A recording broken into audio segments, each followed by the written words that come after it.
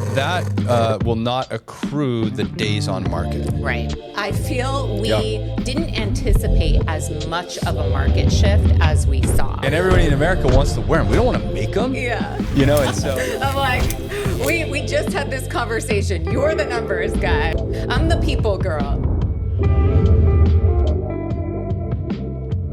welcome back to your favorite podcast on the planet, all things real estate, the Realty Talk podcast. Yes. To my left, I have got the queen of the closing table, Suzanne.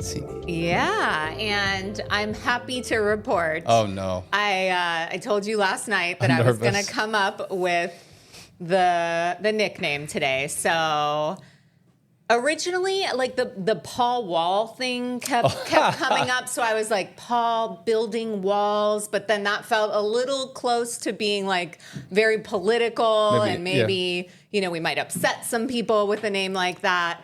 But I settled on, and this, we were just talking. I'm not very descriptive, not super creative, but Paul Fix It All Hansen. I feel that goes for so many things. So, you're fixing houses. All right. You're fixing problems all day long. So, Paul Fix It All. Holy Hansen. cow. I like it. New nickname. I Done. like it. It kind of resonates. Last night, so every night, I read my daughter's books before they go to bed. And my older daughter, is super into Peppa Pig right now. Yeah. And we read this Peppa Pig book about Daddy Pig can fix it. And it's like, the computer's broken. Daddy Pig will fix it. And my daughter now wants to read it. Yeah. But she says instead of Daddy Pig, Daddy Paul Pig sometimes. So Daddy Paul Pig can fix it. So it kind of makes sense. It's perfect. It's coming full circle. I like it. We've got some sentimental pieces to it. Yeah. I love that. Okay. Cool. Okay, I done. like it. I feel so much better. This is off my plate. So I don't know if it's as good as like Queen of the Closing Table or Agent F, but I can roll with it. Yeah, I mean, sorry. It's okay. We're gonna get business cards printed. Yeah. Okay. Perfect. Yeah. Sold. So Okay. what's new?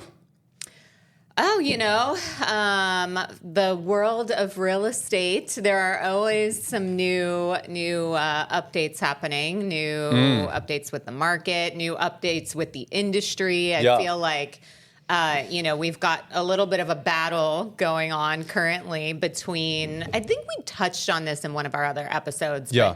Not too in depth, but between some of the brokerages, bigger brokerages, and the MLSs. I was going to ask you. So there's like drama right now with, we could say, so the CEO, I think, of Compass has got some unique perspectives on what's happening with the MLS. What's your take on all that, and what is that?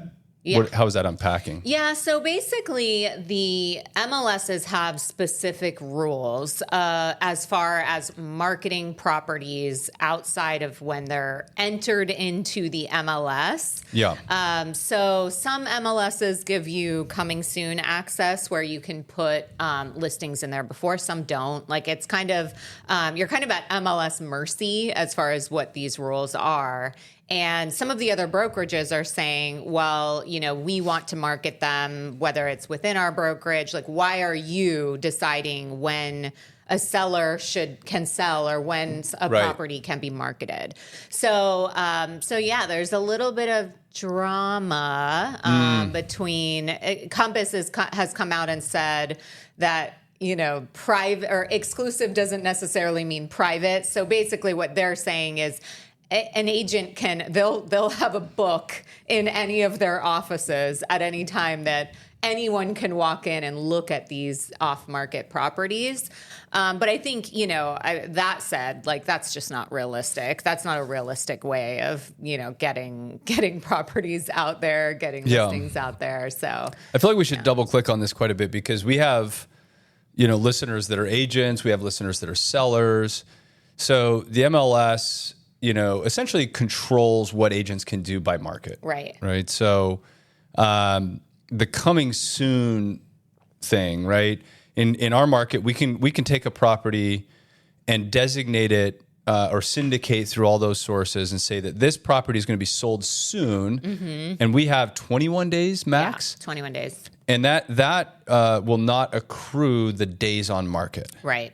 And so I think I know the answer from my vantage point, but why do that? Like what advantages does a homeowner have to say, hey, we're going to sell this property soon? The whole world gets to see it. Yeah. What is that major advantage, and what's the downside? Yeah, there's a couple advantages. I think one, even from a pricing standpoint, when you put a property out there at a certain price, you can really test the market a little bit and gauge where that property, what the turnout is going to be on that property. So if a seller does need to, sell very quickly, they have a really good idea of what that's going to look like when they actually hit the market. Most of the time for coming soon, it's the property is still being worked on. So it can't necessarily be sold, or there's something that's still being done to why it can't be sold yet. Like maybe there's a husband and wife thing happening, like a divorce situation. Like there's always a situation where, you would maybe want to market that ahead of time, still get some eyes to it, but it's not necessarily ready to hit the market. So, but, as far as disadvantages go, there's not a ton of disadvantages. Like there's no reason that you wouldn't want people to see your home.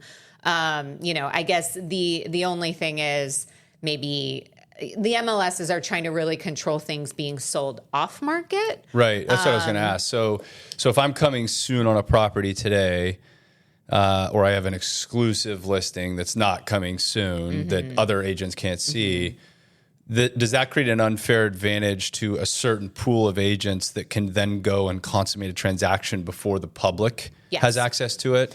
I mean, that's true. And I think, to a degree, there could be a disservice to the seller as well, because maybe they didn't hit the market.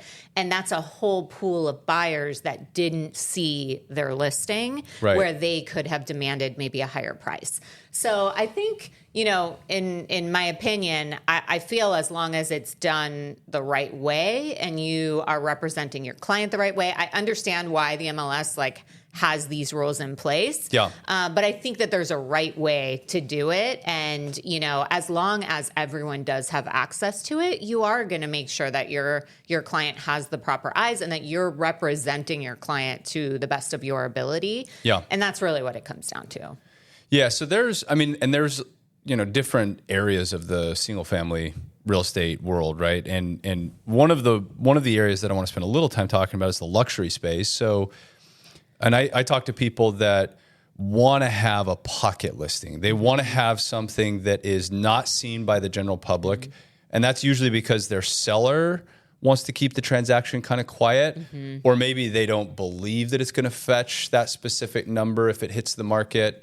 But from your vantage point, what is truly, as a seller, the advantage of giving an agent access to sell your property before it goes to the market? Yeah, I think you touched on it initially, as far as maybe someone doesn't really want open houses. Maybe they don't want photos of, their entire house on the MLS. We have had, especially in the luxury space, where people are private. They don't want their information out there. And so they'll specifically say, yes, you can sell my property. I want this number for it. Yep. But find me the buyer. If you find me the buyer, of course, I'll do a deal. Yeah, at the right number. And so how does the MLS, how does the MLS control that? You basically consummate a transaction before it gets to market, and then you bring it to market in escrow? Or what is the MLS's take on that? Yeah, then you would actually just load it into the MLS for MLS entry. But that's pretty much it. And I think, but if you look at that situation, you did what your client wanted. There was no issue. There's no issues there, right? That is what your client actually requested. And I think that that's what makes this really difficult, is that some clients do go that route. Yeah. So I think, again, there's a right way. It's not like both sides aren't wrong, It's just, what is the right way to do it? And are you taking care of your client and following their best wishes? Right. And knowing, because, a lot of times clients have their wishes, but if you as the agent know, hey, that's not really what's best for you, as long as you're advising them accordingly and representing them in the best of your ability, I think that's all we can really do. Yeah, I guess the one other like kind of loaded question there, and I don't know the percentage, but what I've heard is that a vast majority of pocket listings or listings that sell before they hit the MLS are double-ended, so there's dual agency. Yeah. So there's a huge advantage for an agent to get that because they have access to something nobody else has. Right. And then, if the seller negotiates with that agent and says, hey, I'm willing to pay up to 4% to sell this property. Right. If it is a luxury property, like a $10 million or north, value, I mean, we're talking huge dollars, right? And so the MLS is probably, their perspective is, we got to give an equal opportunity to every agent to go and consummate that transaction. But if you're that agent that has that opportunity, you're like, no, I don't want anybody else to see it. Yeah. And so the CEO at Compass is kind of, his argument is that, if the seller is asking us to keep this exclusive for a period of time, that's the same thing.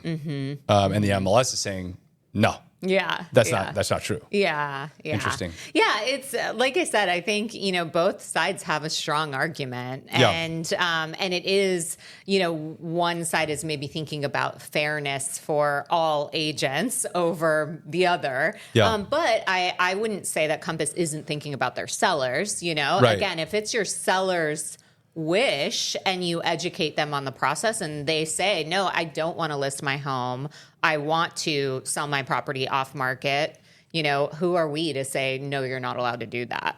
It's probably a lot of just like, I'm not trying to attack them to a certain degree, but to me, it feels like that's, somewhat opportunistic because the market as a whole, values aren't down, right? But fewer homes are being sold, and so if you are running a brokerage, and at a national level there's going to be 5 million homes sold this year, not 8, right?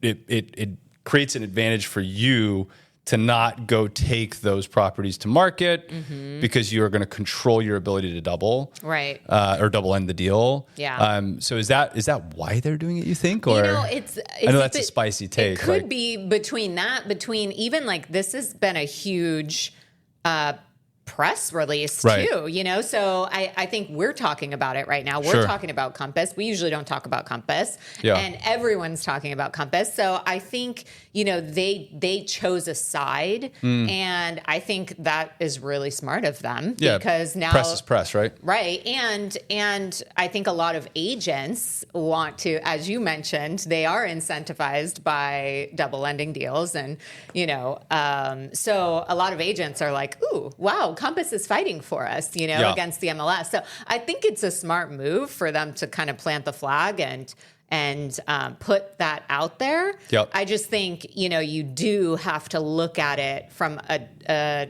big picture standpoint. Yep. And, what does that actually do to your sellers?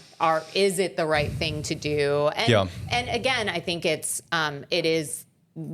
complex and it's going to be for each seller. I think that situation is very unique. That's probably the hardest part with this whole issue is that every real estate transaction is different. So every seller and buyer have different needs and desires, and every house is different. Yeah. And every house in each micro market is different. So, if you were to tell me, Orlando, Florida, like I've got an exclusive listing, it's like, okay. I mean, there's a year of inventory there. Yeah. Like that's probably not going to provide any real value. If you were to say, Solana Beach in San Diego County, which is by definition, I think the smallest amount of inventory nationally, that would drive a lot of value. So, it's kind of it's a difficult issue for the MLS to really control, I would think. Right. Yeah. Right. Yeah.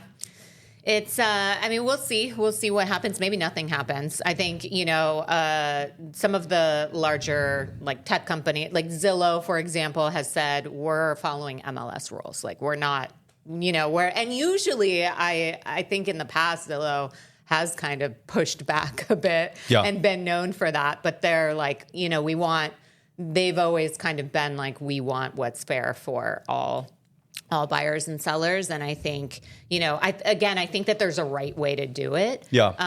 And I think Compass is close to maybe doing it the right way. I mean, they are saying all agents have access to this. It's just, come on, like, it's not walk into their office. It's not realistic. Like, it needs to be published elsewhere. Yeah. So, yeah.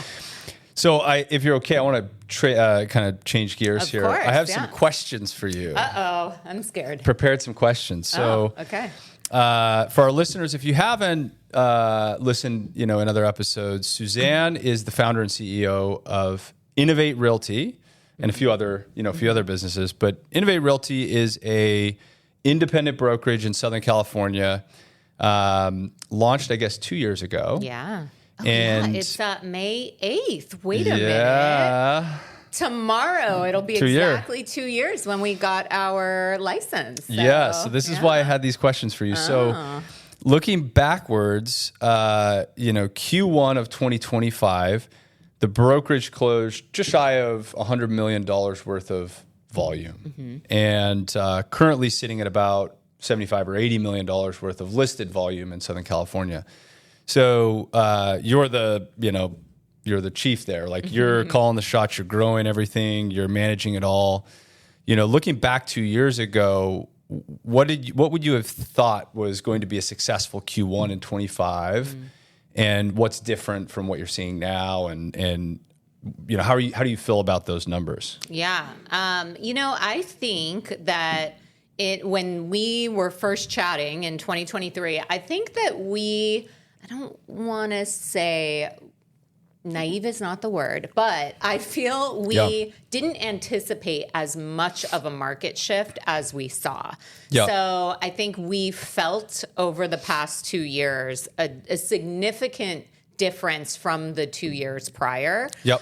So even as we were kind of making our projections and setting our goals, I think that we were looking quite a bit at that historical data, and not to say that wasn't right to do. I think that we built systems and the brokerage based off of that, and but I think what's really important there is, even though we did have a market shift, we built something that we know when the market changes, if we survive in these, when the market is a little more difficult and we're getting by, we know that as soon as the market does take a turn, we're in a really great spot. And so I think we realized that fairly quickly, that we hit a market shift. And so I think it just set us up for the market that we're ready for, and I guess I would say for any type of market. And now here we are in 2025, actually, picking up a ton of momentum. Finally, I would say getting the brand out there a little more, which has been, I mean, it takes time, right? Like, it's who's Innovate Realty. So we're really honing in on these local markets. That's the company that just sells a little more than Compass. Yeah, exactly. For all the listeners. Sells more than most in the area. In the area. But, I think I don't want to say to my detriment a little bit, but I'm a little, I'm not very braggy. I'm not. Sure. That's why I asked the question. You're too humble. Yeah, exactly. You're setting me up. But, and so it's funny. I mean, we had a big event this past weekend where we launched a $9 million listing. It's a, kind of ground up construction. Everything's brand new in Corona Del Mar. And what's interesting is, some of the top agents were, attended that event. And I mean, our agents that were there have done more real estate than any of those people, but they have a little bit more of a name and the brand behind them. So I think one thing that I can improve on is being a little more vocal about our successes. It's not the easiest for me to do, but in this industry, it's important. You have to get the word out there. And so I think we're at a point where we are getting there. And people are starting to know who we are. I mean, I kind of double clicked on the math a little bit, and there's different markets in Southern California, San Diego, Orange County, LA has a couple of different markets in it. And, if you look at that volume that's closing out by market, and you look at the total number of transactions, our share, right, of that total addressable market is either stable or growing. So we're as a per unit or volume basis, the brokerage is growing in each one of those markets, which is really impressive, especially with the greater market that we're seeing. I mean, the number of real estate agents hasn't really licensed agents. It's not going down. In fact, it's still coming up. But the total number of deals being sold at a national level is down by over 40%. Right. And so, for Innovate to continue to grow in that kind of a climate, I think it's a testament to the team and the process and your leadership. But I guess the deeper question is like, what does the future look like? I know you're super humble, so it's hard for you to stand on the soapbox and be like, look at us. But what do you see the future looking like? And I mean, you touched on a little bit about setting a foundation to be ready for the market to shift. But that's not really what's happening because that was already done and we're growing already. So we're growing through the tough market. And, I shouldn't say tough market, but we're going through the market that we're in and ready to capitalize when it, when it picks up. So what do you think that future looks like for Innovate or agents at Innovate? Yeah, I think, you're working at Innovate, you're working with people that understand the challenges in the market and are working to solve for those challenges. So, the clear cooperation, like that's a great example. Is this really a huge challenge that everyone needs to be focusing on or we need to be talking that much about? Like, is that really going to move the needle for the problems that we see in the industry right now? One being a really great example of, a consumer wants a move-in ready home. And in order to give them that move-in ready home, a lot of times the seller has to either live through some construction, pay a bunch of money out of pocket. Sometimes they do that construction wrong because they're thinking what they would want if they were to move, and they waste a bunch of money on fixing things in their house that maybe they didn't need to do. So whereas, at Innovate, we're thinking that through and thinking, hey, how can we save sellers money? How can we make that process easier for them? Help them by paying for it up front, telling them exactly what they need to do to sell their home for more money faster. So focusing on things that are actually going to help stimulate the market and help consumers through these challenges that they're experiencing. I think that's what you're getting with Innovate. Whereas, a lot of brokerages out there, I mean, I've been talking to a lot of agents recently about, there's a feeling of maybe displacement or, where should I go and what should I do as all of these changes come about. And feeling support from your brokerage. And, there's the option of going to these I hate to say pyramid scheme type brokerages, but I don't want to make anyone mad. But I mean, to me, that's what it is. It's like the agent is incentivized to bring on other agents, which is really great for that brokerage if they're just making money off of all of these agents. Cool, got it. But what does that have to do with you being a really great real estate agent and coming up with tools and resources for the actual client? I am all about agents making money, and they should be rewarded if they refer someone. I fully believe in that. But I don't think that should ever be the focus of the brokerage. Because now they're focusing a little too much on one side and not on the client. I think what's really unique about Innovate is we have that healthy balance of both, where we came into this initially and said, okay, we have two clients, our agents, and then our clients, our buyers and sellers. And how do we solve for both problems or any problems that will come up for both parties in the market? And that was the focus of the brokerage. And I think that's what really sets us apart as a home for agents and buyers and sellers. That's what I was going to try to reference. I mean, from my vantage point, I don't get to work on all of the different processes or different issues at the brokerage. But what I see is an operation or a foundation that is taking off. You bring up the pyramid thing, right? Like there's brokerages out there that are saying, hey, go recruit 100 agents. Mm-hmm. What I hear us saying at Innovate is go generate leads for sellers. Mm-hmm. If there's a challenge or an issue to consummate and get that deal done, let us help you operationalize that so you can continue to go and continue to get new leads for sellers and mm-hmm. buyers. So we're pushing agents to transact mm-hmm. and get better at transacting mm-hmm. to grow their business and book of business. And then we're also incentivizing them if they do attract people to come in, mm-hmm. then that's a side benefit. Exactly. But essentially we're training and developing agents to become value add to a seller or buyer, right? Not full-time recruiters. Right, exactly. But the byproduct of being a really good agent that creates value for your buyer or seller is that other agents want to work with you. Right. Because that means there's other agents out there that are not doing deals because we're growing the market share, right? So it's we're giving away all of our secret sauce.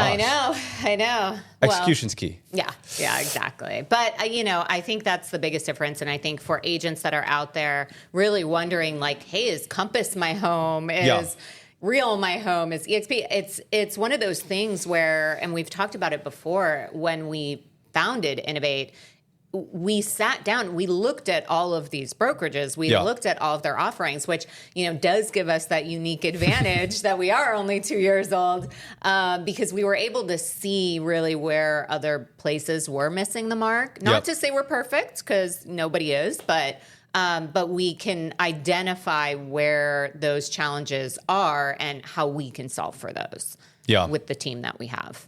Yeah, it's awesome. I feel like we've got a lot of great momentum across all fronts. I don't understand why. I was at that event, and kind of rubbed shoulders with agents. I don't understand why some of the top producing agents in our local markets are not at Innovate. It makes no sense to me. And I get phone calls. I'm not running the brokerage on a day-to-day basis, but I get phone calls asking to use specific products. That we offer to our sellers from agents. And I'm like, come to the brokerage. Yeah, exactly. Be easy. What are you doing? Yeah. I think it's, and I'll just say we're in California. We're in Southern California where names could carry a little more weight than maybe they should. There is that. And I think we would, if I didn't say that, I would be lying. Where, there's kind of that Orange County thing. But I think we're building that by doing good business and good work with our agents. So, it's really just a matter of time, I think, before agents realize what it is that we have. We just put it all out there today. So now they know. So Q2 is set up to be like way, more transactions than Q1, and Q1 was up year over year. And so what do you think the rest of 25 looks like for the brokerage? Are you asking me specific numbers? No. I'm like, we just had this conversation. You're the numbers guy. Yeah. I'm the people girl. Yeah. I think we're feeling the momentum. So we're only seeing things get better. I think having a successful Q1 in the current market we're in, where you're, as you said earlier, we're down 40% year over year. And for us still to be able to execute the way we did, and that's in Q1. So we know that we're going to take that momentum and take it to the next level for the rest of the year. I see that a lot of people are really holding on to hope that interest rates are going down. And that will sway the market a bit. So if interest rates do go down, which, I'm not necessarily seeing anytime soon, but if they do, that's only going to help us, but we're already on track to have our best year yet. Yeah. And a lot of growth in terms of agent count, right? Yeah. So, which is the byproduct of doing good business. Yeah. So that's exciting. Yeah. Okay. Well, Spotlight was on Innovate today. Yeah. All right. It's good. Anything else to report? I don't think so. I mean, the suite of companies, our platform, everything seems to be growing nicely. I mean, Buy House, the company I run on a daily basis, is growing in terms of total volume. So, we are seeing a lot of competition, from investors to buy new inventory, which is interesting. We're seeing the same thing that you've kind of reported on, taking new product to market. Mm-hmm. We're seeing a lot of cash offers on larger ticket price houses. So, LA, Orange County, $2 to $3 million properties are selling very quickly right now. Mm-hmm. And if we get 3 offers, like the last transaction we just closed, 2 were cash and 1 was a conforming loan or, a traditional non-conforming loan. So that's kind of an interesting data point that we're seeing. We still actually have not seen a lot of buyers that lost their house in the fires in Southern California. And I think that's a fundamental of just insurance not all the way being paid out yet. Yeah, that plus, I mean, people, when they were displaced, they had to rent something or go somewhere. So might be locked in for a little while all of that was worked out.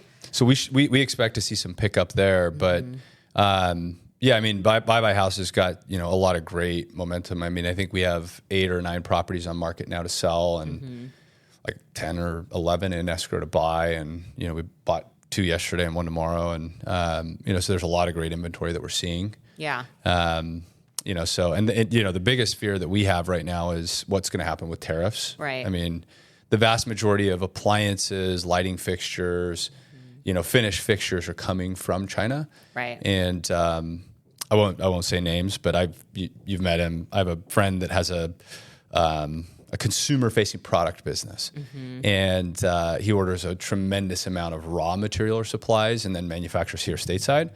But had submitted an order for $2.5-3 million of material. It's in the ocean coming, and then the tariff hits, and it's like, well, that's now a $7 million order. Yeah.